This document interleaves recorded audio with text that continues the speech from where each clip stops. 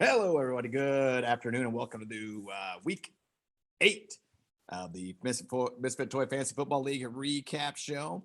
Just doing some product placement, trying to get some sponsors here. Eating a zebra cake. Fantastic. It's like blurring it out, I guess.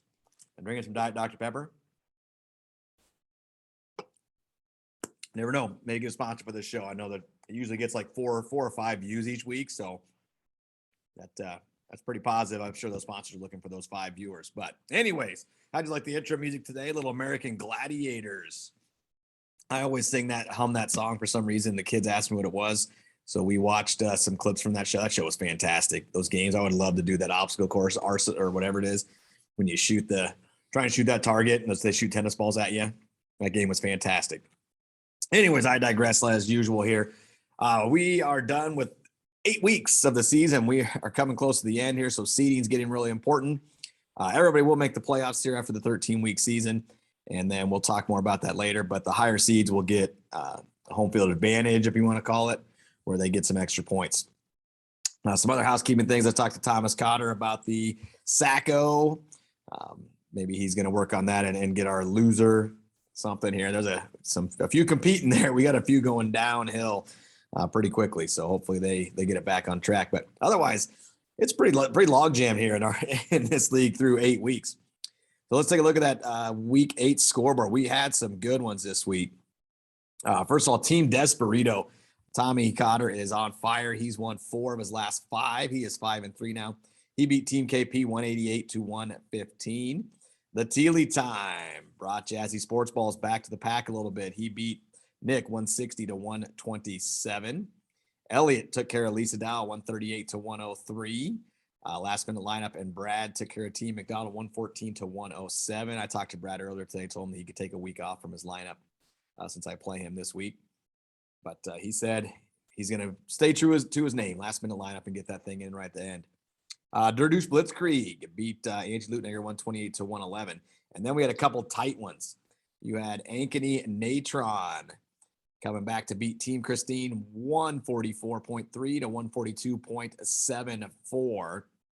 So just under 2 points in that game for Ankeny Natron to get the win. And then this matchup, it was Brady Gaga and Justin Field of Dreams in a match of powerhouses.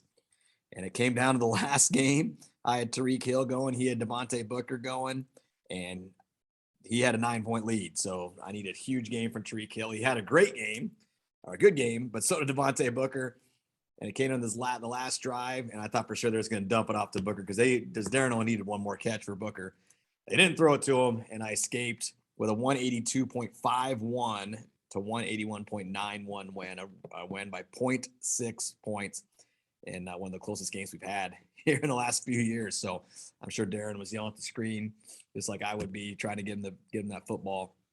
But that's what it's all about. So that was a good matchup, and it's all luck and performance based by this player. So you have no idea what's going on. But great matchup there. Looking ahead at, let's actually look at the standings here. How about that? As we get close to playoffs, standings it's a logjam. In the East, you have Jazzy Sports Balls at 6-2. They're a game up on Brady Gaga and Durdouche Blitzkrieg at 5-3. Brad is 4-4. Angie 3-5, and Christine and KP are both 2-6. So really, everybody's doing really well. It's pretty close to their logjam. In the West, it's even closer. You got a 3-way tie for the lead there. Team Desperito, Elliott, his team name is Mom Dad 2, and Justin Field of Dream, all 5-3. And then Lisa Dow, Nathan, and Team Teely, all 4-4, a game back. And Tyler is 2-6, 3 games back. I saw he picked up a quarterback today, so maybe Tyler can head in the right direction there. But if the playoffs started today, I'm sure you're interested in that. Nick would have the number 1 seed as the bye. Thomas Cotter would have the 2 seed and the bye. I would have the 3 seed versus KP. Elliott the 4 seed versus Team Christine. Darren the 5 seed versus Tyler McDonald. The 6 seed would be Leanne against Angie, the 11.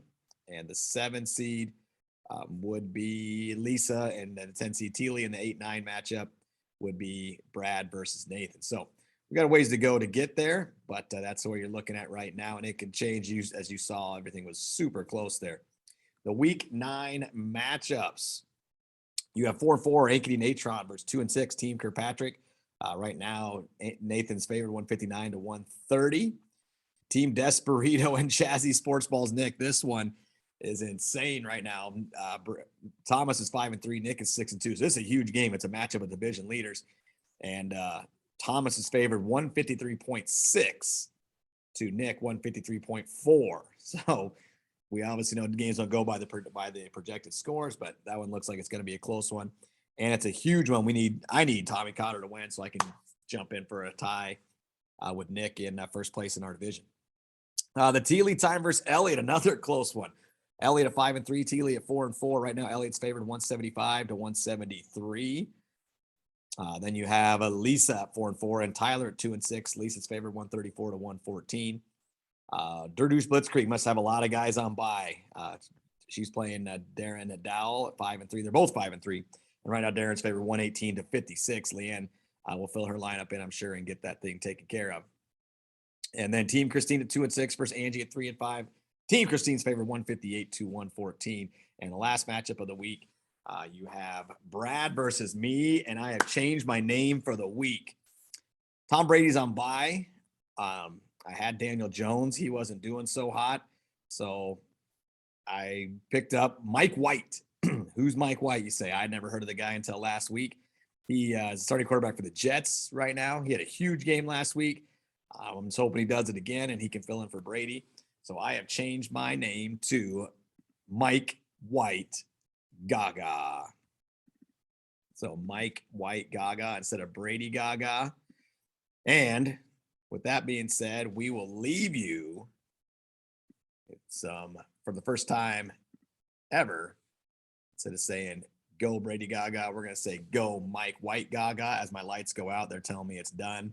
And we'll leave you with some more American Gladiators. Keep setting those lineups, people, and we will see you next week.